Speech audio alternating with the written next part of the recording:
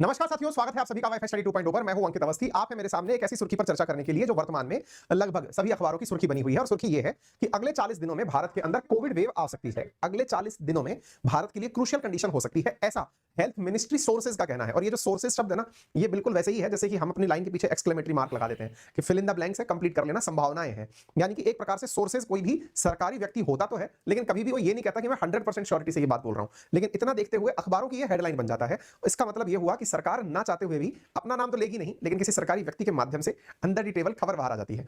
तो अभी साहब सबसे बड़ा सवाल ये क्रिएट होता है कि अगले 40 दिन भारत के लिए क्यों क्रूशियल हैं, क्यों सुर्खियां बन चुके हैं कि भारत के लिए अगले 40 दिन कोविड केसेस के अंदर एक बहुत बड़ा सर्ज दिखा सकते हैं, एक बड़ी संख्या इसके अंदर दिखा सकते हैं। इसके पीछे का तर्क क्या है?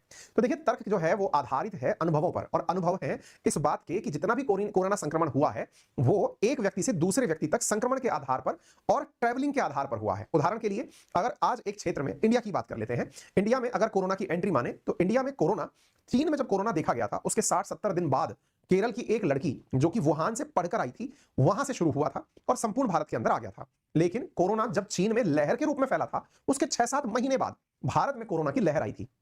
अर्थात व्यक्ति से व्यक्ति में फैलने का एक समय होता है, जहां सामान्यतया अल्फा, बीटा, गामा, डेल्टा ये एक व्यक्ति से दूसरे व्यक्ति में फैलने की एक नियत संक्रमण रेट रखते हैं। वहीं ओमिक्रॉन का ये BF.7 जो वेरिएंट है, ये सामान्यतया एक व्यक्ति से 18 व्यक्तियों में औसतन फैल सकता है। इसकी संक्रमण क्षमता बहुत तीव्र है। यही कारण है कि जो अन्य वेरिएंट्स के प्रसार का जो क्रम था, उससे कहीं तीव्र अपेक्षा इस वेरिएंट की जा रही है। अब थोड़ा घटना को विस्तार से भी पढ़ लेते हैं। चीन और दुनिया में कई देश ऐसे हैं जहां पर तेजी से कोरोना का संक्रमण फैल रहा है, जिसके चलते सरकार और विदेश के जो देश हैं वो भी फिलहाल के लिए अलर्ट मोड पर चले गए हैं। ऐसी स्थिति में यह मानते हुए कि यदि संक्रमण जिस तरह से फिलहाल वर्तमान में चीन में देखा जा रहा है, अगर वैसा ही हुआ और जिस तरह से दुनिया के लोग इधर से उधर आ रहे हैं, तो सिंपल सी कैलकुलेशन है कि आने वाले 40 दिन में भारत के अंदर संक्रमण की दर तीव्र हो सकती है और बहुत बड़ा भारत के अंदर भी कोविड का सर्ज देखने को मिल सकता है। अगेन, ये रिपोर्ट्स की बात है, ना तो कोई मंत्री ये बात बोल रहा है, लेकिन समाचार पत्रों की हेडलाइन जरूर बन गई है। अब ऐसी हेडलाइंस कैसे आ जाती है नहीं पता, लेकिन हमने आपको वो हेडलाइन पढ़ के सुना दी है। आगे बढ़ते हैं। अब जिस तरह की वर्तमान में सरकार तैयारी कर रही है, उन तैयारियों से इस हेडलाइन को थोड़ा बैकिंग मिलता है, यानी कि सरकार की बातों को और थोड़ा प्रभावी तरीके से समझने का आसान तरीका लगता है। कैसे? आप देखें कि सरकार की तरफ से जो मनसुख मांडविया जी हैं, देश के स्वास्थ्य मंत्री जो हैं, वो मेडिसिन के क्षेत्र में कि भाई कितनी ज्यादा मेडिसिन हमारे पास उपलब्ध है, इनकी पूरी तरीके से जांच पड़ताल करने लगे हुए हैं। यानी देश के अंदर वर्तमान में स्टॉक अवेलेबिलिटी कि मेडिसिन हमारे पास कितनी है, क्या उनकी प्रोडक्शन करने की संभावनाएं हैं, इन सब बातों को लेकर के वो अपने समकक्ष अधिकारियों से या अन्य राज्य के जो उनके विभाग के अधिकारियों से और अन्य राज्य में उनके जो पद पर बैठे हुए व्यक्ति हैं, उन सबसे बातचीत करके आश्वस्त हो रहे हैं।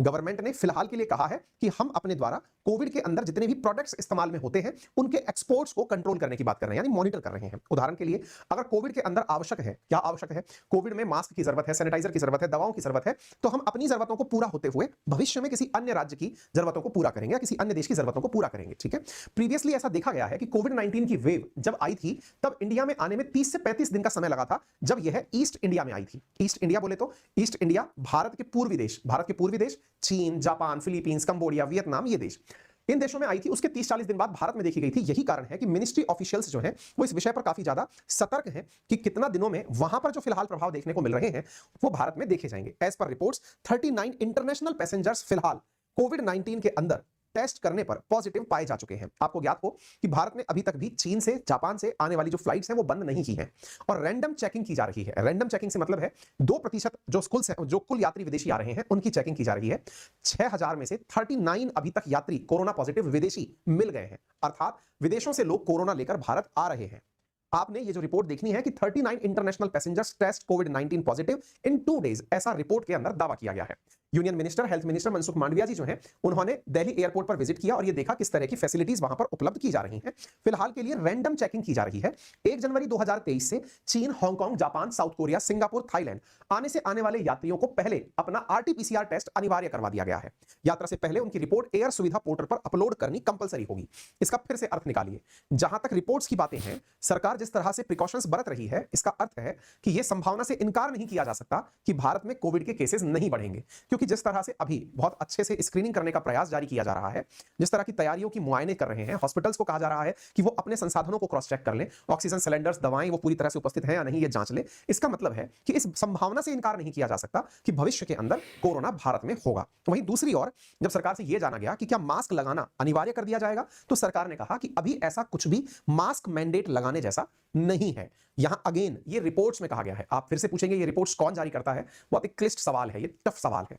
सरकार कभी जब अपना नाम नहीं लेती तो अपने अधिकारियों के माध्यम से बातें बुलवा देती हैं और बुलवाने के बाद उन्हें रिपोर्ट्स कह दिया जाता है। आगे बढ़ते हैं। कोविड 19 के केसेस में जहां सब कुछ देशों के अंदर ऐसी स्थिति देखी जा रही है, अब एक चीज जो यहां पर देखने को मिल रही है और वो ये है कि दुनिया भर के लोग चाइना के अंदर आ रहे इस वेरिएंट को समझने का प्रयास कर रहे हैं। जैसा मैंने आपसे कहा कि ये जो BF7 वेरिएंट है, ये बहुत तेजी से संक्रमण कर रहा है।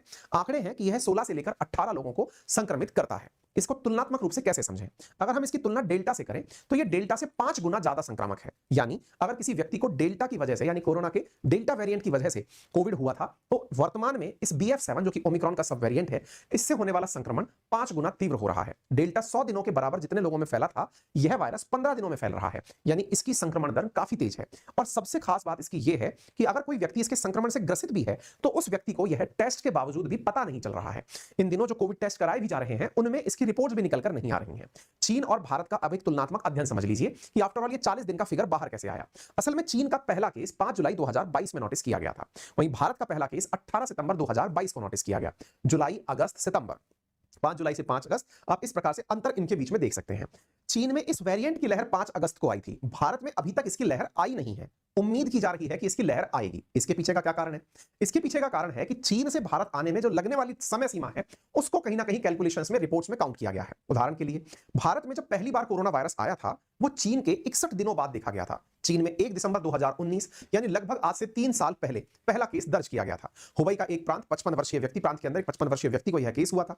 उसके बाद धीरे धीरे 1 दिसंबर से जनवरी में पहुंचते पहुंचते यह थाईलैंड में पहुंचा 41 दिन में, जापान में 47 दिन बाद केस रिपोर्ट किया गया, अमेरिका में 52 दिन बाद, भारत में 61 दिन बाद, जब वुहान यूनिवर्सिटी में पढ़ने वाली एक 20 साल की बच्ची केरल लौटती है, और ब्राजील में ये 87 दिनों बाद पहुंचा, क्योंकि तुलनात्मक रूप से ब्राजील काफी दूर भी है और कनेक्टिविटी के हिसाब से इतनी फ्रीक्वेंसी नहीं है। अब अगर हम बात करते हैं भारत और चीन के बीच में लहर कब कब आई, लहर में कितना अंतर आया, तो यहां पर आंकड़े हैं कि चीन में जब पहली लहर आई थी वो जनवरी अप्रैल 2020 में आई थी। फिर से देख लें आप, 1 दिसंबर 2019 को पहला केस आया, जनवरी से अप्रैल के बीच में केसेस की संख्या बढ़ने लगी और संक्रमण की संख्या चीनी आंकड़ों के हिसाब से 82,000 थी, जबकि वास्तविकता किसी को नहीं पता है। लेकिन भारत में पहली ही लहर 7 महीने बाद आई थी। हम लोग अगस्त 2020 से जनवरी 2021 के बीच में प्रभावित हुए। संक्रमणों की संख्या 2,78,944 देखी गई। इसी कारण से इन्हीं अंदाजों को लगाते हुए, चूंकि वर्तमान में चीन के अंदर काफी बड़ी लहर है, तो ये जो 7 महीने का सफर है, जो कि 100 दिन का सफर ये 15 दिन में कवर कर लेता है, इसलिए 7 महीने का सफर 4 महीने में कवर कर लिया जाएगा, 40 दिन में कवर कर लिया जाएगा, ऐसा अंदेशा है। यही कारण है कि भारत के अंदर अगले 40 दिन और अहम हो जाते हैं, क्योंकि इसकी संक्रमण रेट काफी तेज है और विदेशियों का आना फिलहाल जारी है। उदाहरण के लिए, सरकार भी इन चीजों से पूरी तरह से ध्यान रखते हुए आगे बढ़ रही है। फिलहाल के लिए सरकार ने यह इंश्योर करने का काम किया है कि भारत में ऑक्सीजन की अवेलेबिलिटी पर्याप्त मात्रा में हो और लाइफ सपोर्ट इक्विपमेंट जो हॉस्पिटल्स में है वो पर्याप्त मात्रा में उपस्थित हो। भारत सरकार ने स्थित जानकारी देते हुए बताया है कि फिलहाल 81 लाख डोजेस स्टॉक में अवेलेबल है वैक्सीनेशन की। 2 डोज लगने के बाद में डोज लगने वालों की संख्या फिलहाल 31,000 से 39,000 हो गई है। देश में 18 साल से अधिक के 22.34 करोड़ को ही फिलहाल बूस्टर डोज लगी है। 2 दिन में जांच कराने वाले भी फिलहाल बढ़े हैं। 19 दिसंबर को जहां 61,000 नमूने जांचे गए थे, 21 को 1.17 लाख नमूने जांचे गए हैं, यानी कि लोग भी अब प्रिकॉशंस को ज्यादा सीरियसली ले रहे हैं। सितंबर में जहां भारत में 5 से 7,000 केस आ रहे थे, फिलहाल केसेस की संख्या में कमी है, लेकिन केसेस की संख्या नमूने बढ़ने पर बढ़ भी सकती है। चीन के मुकाबले यह कहा जा रहा है IMA के द्वारा कि भारतीय लोगों की इम्यूनिटी अधिक है, लेकिन इस बात से भी इनकार नहीं किया जा रहा है कि सरकार अलर्ट मोड पर है। चिंता तब एक बार और बढ़ जाती है जब फिलहाल 22 दिसंबर को कार्यक्रम जो दलाई लामा का बोध गया में शुरू हुआ है, जो 1 महीने तक चलेगा, जिसमें Japan, Thailand, Vietnam, Tibet, Burma जैसी जगह से बड़ी मात्रा में लोग पधारेंगे। तो ऐसी स्थिति में प्रशासन पूरे अलर्ट मोड पर है कि इतने देशों से लोग जब आएंगे तो संभव है कि इस कार्यक्रम की वजह से बड़ी मात्रा में कोरोना का संक्रमण भी देश में चलकर आ जाए। इसी कारण से यहां पर पर्याप्त मात्रा में विदेशी जो नागरिक आ रहे हैं, उनके संक्रमण पर टेस्ट करने की आवश्यकता होगी। चूंकि जापान में 7 दिन के भीतर हर रोज 1.5 लाख से ज्यादा मरीज मिल रहे हैं, 20 दिसंबर को 1.87 लाख से ज्यादा केस यहां निकल कर आए हैं। ऐसी स्थिति में यह चिंता और ज्यादा बढ़ जाती है। फिलहाल के आंकड़े, जापान में चूंकि हर चीज को बहुत खुल करके रखा जाता है, तो फिलहाल जो आंकड़े निकल कर आ रहे हैं वो ये है कि जापान में 29 दिसंबर को एक ही दिन में 415 मौतें हुई हैं कोरोना की वजह से। वहीं एक और चीन ने अपने द्वारा यह क्लियर कर दिया है कि वो लोगों को ये आंकड़े ही नहीं बताएगा कि उनके यहां पर कितने संक्रमित लोग हैं, और ना ही वो लोगों को आंकड़े साझा करेगा, ना ही वो अपडेट करेगा। दूसरी ओर चीन ने अपने यात्रियों पर से प्रतिबंध भी हटा दिया है और उन्हें कहा है कि वो जहां जाना चाहते हैं बढ़िया से जाएं। यही कारण है फिलहाल दुनिया भर के लोग चीनी यात्रियों के ऊपर अपने अपने तरीके के प्रतिबंध लगा रहे हैं, जिसका चीन मुखर विरोध कर रहा है। हाल ही में यूरोपियन यूनियन के कई देशों ने यह कहा है कि चीन से आने वाले नागरिकों का प्रॉपर तरीके से कोविड टेस्ट किया जाएगा। इस वजह से चाइना थोड़ा नाराज भी हुआ है। उसने हाल ही में यानी कल ही कहा कि चाइनीज लोगों को इस प्रकार से चेक किया जाना डिस्क्रिमिनेटरी है, यानी कि हमें अलग ट्रीट कराता है, विभेदात्मक है। इसका अर्थ यह होगा कि ये सारी चीजें चीन को नीचा दिखाने के लिए की जा रही हैं। मैनी कंट्रीज वेलकम चीनीज टूरिस्ट, क्योंकि ये हम लोगों ने इमिग्रेशन को कंट्रोल को रिलैक्स किया है, लेकिन लोग हमें नीचा दिखाने के लिए ऐसा कर रहे हैं। अब क्या पता चीन ने जो फिलहाल बॉर्डर खोले हैं वो कितने देशों में जाकर के फिर से तबाही मचाएंगे। उम्मीद करते हैं कि किसी को बहुत बड़ा नुकसान ना हो, लेकिन अगर एक्सपर्ट्स की बात माने तो ये चीन का जो नया वेरिएंट BF7 है, जो चीन से फिलहाल जो संक्रमण दिखा रहा है, यदि इसमें और ज्यादा वर्स्ट कंडीशंस बन गई तो स्थितियां और बिगड़ जाएंगी। क्योंकि आप यहां देख सकते हैं, यहां पर वैज्ञानिकों का मत है कि इसका और भी कोई वेरिएंट संभव निकलकर आ सकता है। आप में से कुछ लोगों का एक बहुत बड़ी देर से कमेंट चल रहा है, क्या एग्जाम्स कैंसिल होंगे, क्या क्या परीक्षाएं खिसक जाएंगी, क्या क्या लॉकडाउन लग जाएगा क्या? देखिए, ये प्रेडिक्शन करने वाले आप और हम कोई नहीं होते, लेकिन अनुभवों से एक बात कह सकते हैं, जिंदगी चलती रहेगी, एग्जाम्स होते रहेंगे, मोड बदलते रह सकते हैं, लेकिन आप अपनी दिनचर्या को जैसे फॉलो करते चल रहे हैं, आप चलते चलिए। आप इन वजह से, क्योंकि आपने बहुत बड़े बड़े चुनौतियों को सक्सेसफुली कंप्लीट करके आगे निकल कर आए हैं, आप सभी वॉरियर्स हैं और आप आगे भी ऐसे ही बढ़ेंगे। इसी सकारात्मकता के साथ आप आगे चलते रहें। फिलहाल के लिए